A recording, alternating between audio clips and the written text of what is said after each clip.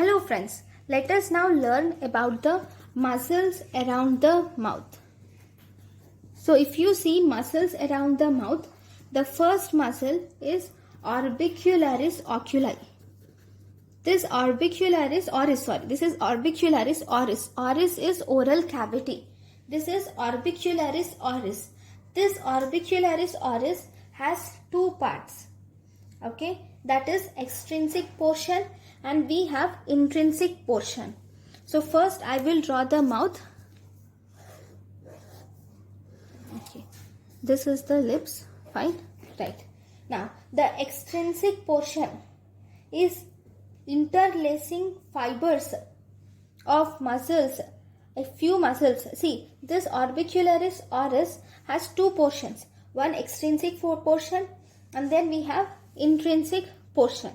So first, in the extrinsic portion, it doesn't involve just this orbicularis oris muscle. It also combines with many muscles. Like we have few groups of muscles where we also have this orbicularis oris muscles.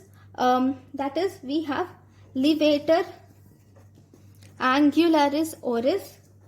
We have levator angularis oris, zygomaticus major, levator angularis oris, zygomaticus major. We have buccinator, rhizorius and depressor angularis oris. We will learn about all these in detail in this class. Okay, just a minute. Okay, all these muscles are inserted into the modiolus. Okay, all these muscles converge together at modiolus. Okay, right. So this, I'll draw these muscles: levator angularis oris, zygomaticus major, buccinator, rhizorius, okay, and depressor angularis oris. All these will combine together and converge around the mouth for insertion into the lips. All these fibers will converge towards the modiolus. This is the place, this is modiolus, where they form a chiasmatic like structure. Okay, so what is this called? This is modiolus, where they form chiasma. Right. Now, the upper and lowermost fibers pass straight into their respective lips. See, we have uppermost fibers and we have lowermost fibers. They will pass into their respective lips like this.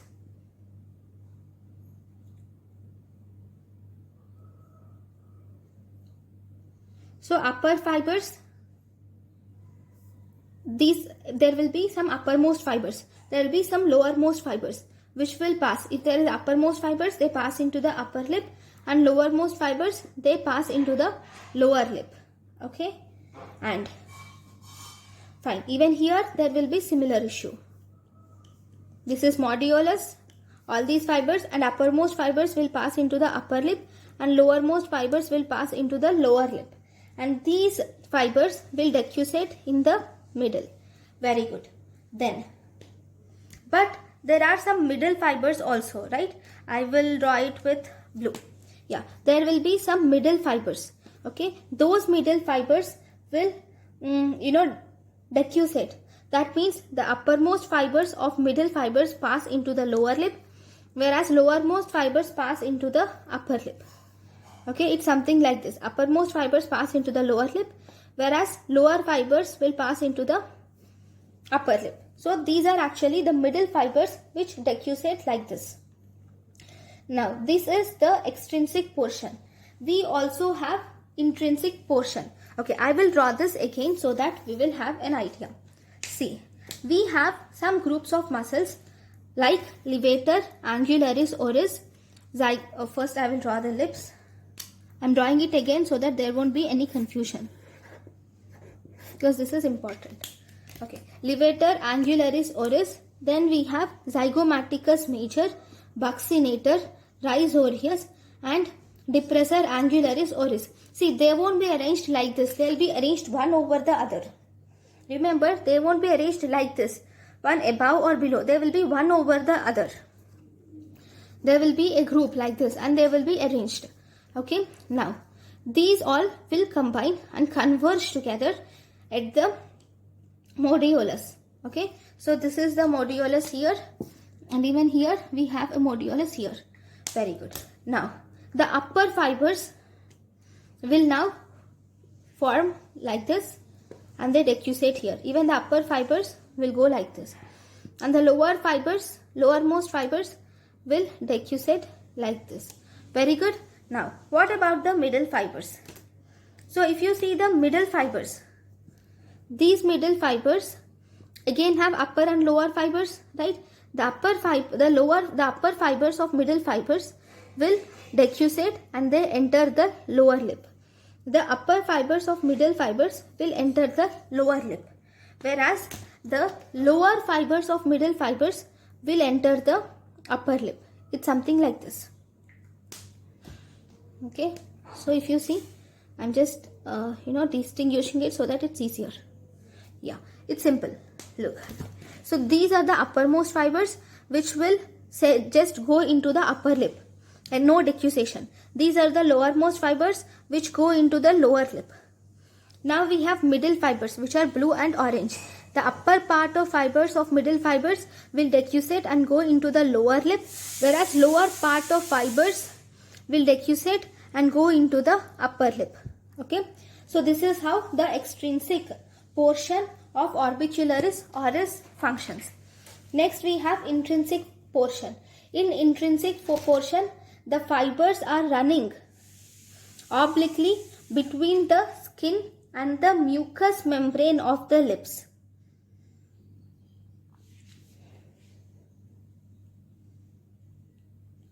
Right. So now these intrinsic fibers, I will use blue color. Okay. The intrinsic portion fibers will run obliquely from the skin and the mucous membrane of the lip, and they pass laterally from the jaws to the see, I will have to draw other diagram. Okay, I'll try to draw one more diagram.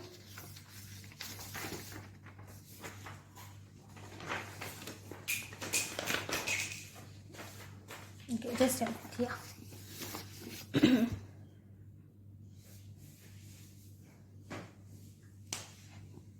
See, we have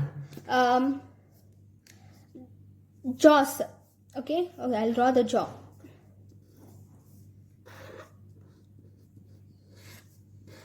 And these are the, I'm really sorry, I'm not a good artist. Okay, these are the teeth. Okay, and we have incisors here. Okay, now adjacent to the incisors, so these fibers, this is the skin. See, we will have to see this is the skin and this is the mucous membrane. This is the junction. Now they will run obliquely from the skin and mucous membrane like this. Okay, and incisive lips, and they pass laterally from the jaws like this. They will pass and in the lips. Okay, and now they will pass laterally from the jaw, laterally like this, and they now interlace with the fibers of peripheral fibers. It's something like this. Okay, they will pass laterally. They are originated in the skin and the mucous membrane of the lip, and they pass obliquely between them, and they interlace with the fibers of peripheral part of orbicularis oris. Next, the nerve supply is buccal branch of facial nerve.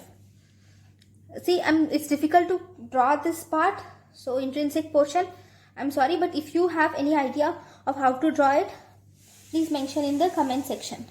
Okay, then the action is, it will help in this orbicularis oris will help us to do many movements through with the help of lips.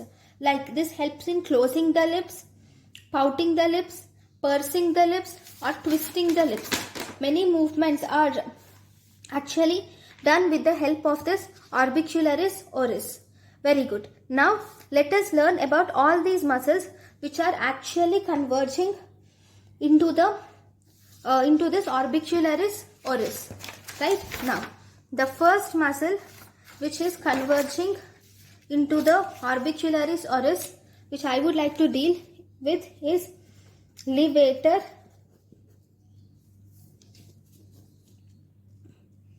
labii superioris. Okay, this levator labii superioris, it will originate, right, this levator labii superioris, if you see, I'm just drawing an normal diagram. Okay, yeah, this levator labii superioris originates from the maxilla above the infraorbital foramen. We have two foramens. One, we have supraorbital foramen above the eyes. We have infraorbital foramen below the eyes in the maxilla. Okay, now this levator palpebrae superioris arises just above the infraorbital foramen, and it covers the foramen, and it then gets inserted at the modiolus into the upper lip. It is inserted mainly into the upper lip. So these fibers will converge at the modiolus along with the other muscles, and they are inserted into the upper lip. Because they are inserted into the upper lip, they help us to elevate the upper lip. Okay, so that is levator labii superioris. Next we have second, which is levator anguli. So before levator anguli superioris, there is also one more part of levator labii superioris, which is called as levator labii superioris aliquo nasi. So what is this? This is also a muscle which is similar to levator labii superioris, where it originates from the frontal process of maxilla.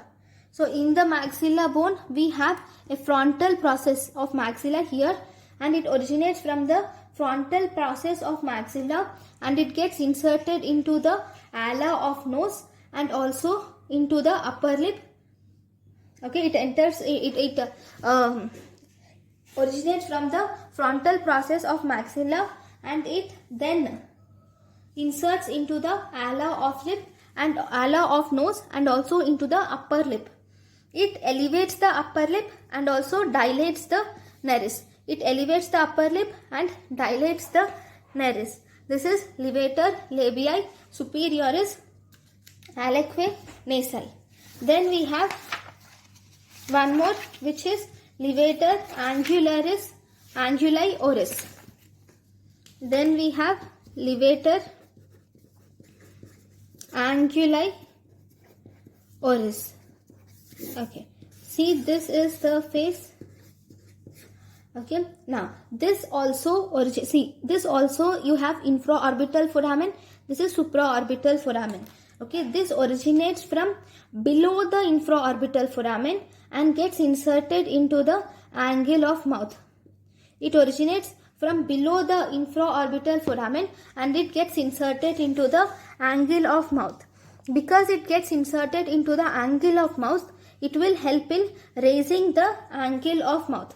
This is levator anguli oris. Then we have zygomaticus major. Zygomaticus major. Sorry, minor first.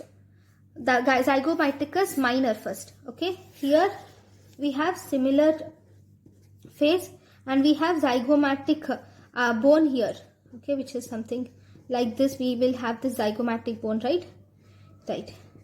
Now, this zygomaticus minor will originate from the zygomatic bone and it gets inserted into the upper lip. And this will elevate the upper lip. It will originate from the zygomatic bone and gets inserted into the upper lip, and it will help in elevation of the upper lip. Okay, then the next muscle which we have is zygomaticus major now. Okay, I'll draw it here, zygomaticus major. See, this zygomaticus major originates from the zygomatic bone and gets inserted into the angle of mouth. See, zygomaticus minor originates from the zygomatic bone and gets inserted into the upper lip, whereas zygomaticus major originates from the zygomatic bone and gets inserted into the angle of mouth. This is zygomaticus major, this is zygomaticus minor. Then we have depressor labii inferioris. Okay, this depressor labii inferioris, it originates, see, these are the, now this is from mandible. Okay, here in the mandible will be something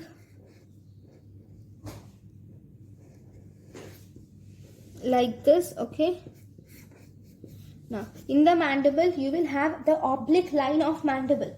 Okay, so this depressor labii inferioris originates from the, here you will have almost here. Okay, originates from the anterior oblique line of mandible and it gets inserted into the lower lip. It gets originated from anterior oblique line of mandible and gets inserted into the lower lip. Similarly, we have depressor anguli oris. Okay, this is depressor labii inferioris, which originates from anterior oblique line of mandible and inserted into the lower lips. Similarly, we have depressor anguli oris. I will draw this, I'll write here. Depressor anguli oris, and this depressor anguli oris originates from, see, this is the anterior oblique line. It originates from the posterior part of anterior angular line, anterior oblique line, and gets inserted into the angle of mouth. It gets inserted into the angle of mouth because it is anguli. I'll just draw these both again. See, this is the lip and here you have the oblique lines like this.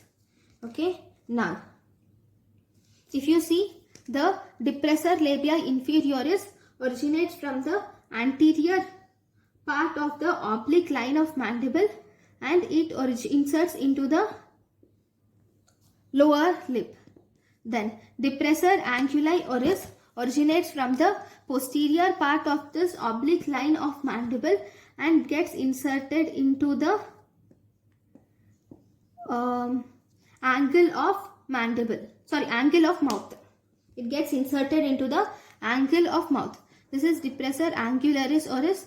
This is depressor labii inferioris. Okay, then we have the next muscle,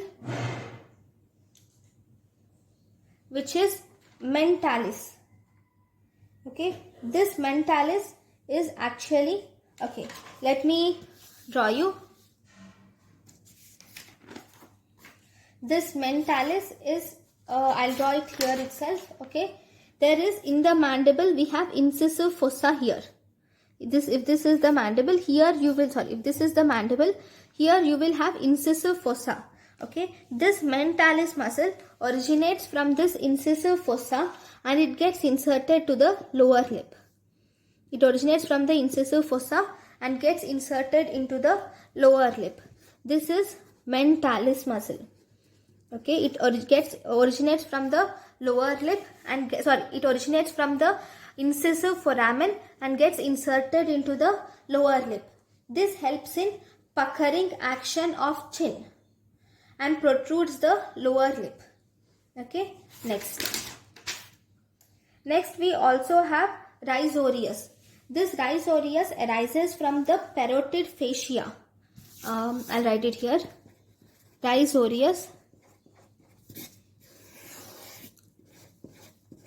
Okay, rhizorius arises from the, there is parotid gland here. Okay, you have a parotid gland here on both the sides.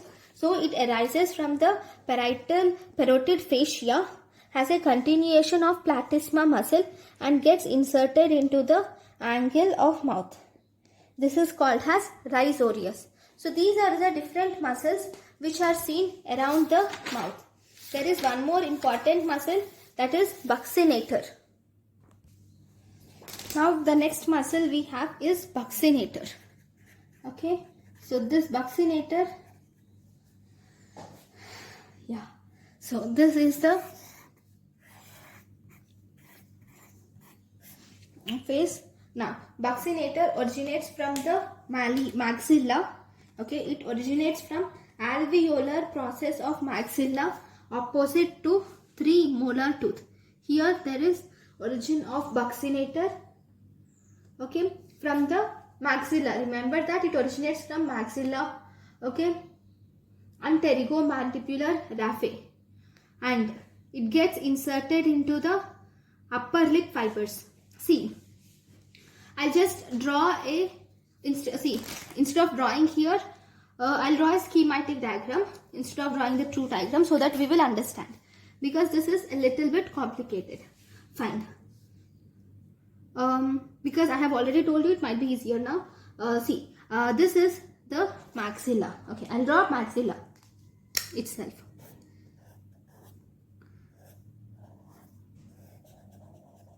Okay, I'm not a good artist, so just bear with me. So think that this is maxilla. Okay, in the maxilla, from the outer surface of alveolar process of maxilla, this is the alveolar process. Okay, I'll draw again. I'll draw it here. Okay, it's something like this. Okay, now this is the maxilla alveolar process. We have the molar tooth. Think that here we have 3 molar tooth, so it originates from here. Okay, and then once it originated in the outer surface of the alveolar process of mandible, you can divide the fibers into 3 groups. They are arranged as upper fibers and intermediate fibers and lower fibers. They are arranged as upper fibers, intermediate fibers and lower fibers. Now, if this is the upper lip, I'm just drawing a schematic diagram. Okay, it's not the actual, because the upper lip will be like this, twisted like this. But in order to understand, I'm drawing it like this. Okay, now all these we have upper lip fibers, intermediate fibers, lower lip fibers. Now upper lip fibers will pass to the upper lip directly. Okay, whereas lower lip fibers will pass into the lower lip. This is very easy. Now intermediate fibers. See, in the intermediate fibers will decussate, and now in the intermediate fibers we have upper group of intermediate fibers and also lower group of intermediate fibers. Now this upper group of this intermediate fibers will decussate and they go into the lower lip, whereas the lower group of intermediate fibers which are present here, these are lower group of intermediate fibers, these will decussate and they go into the upper lip. Just like how I told you about the first muscle in this group, which is orbicularis oris. Similarly, because this buccinator is a part of orbicularis oris, right? So this is how it decussates.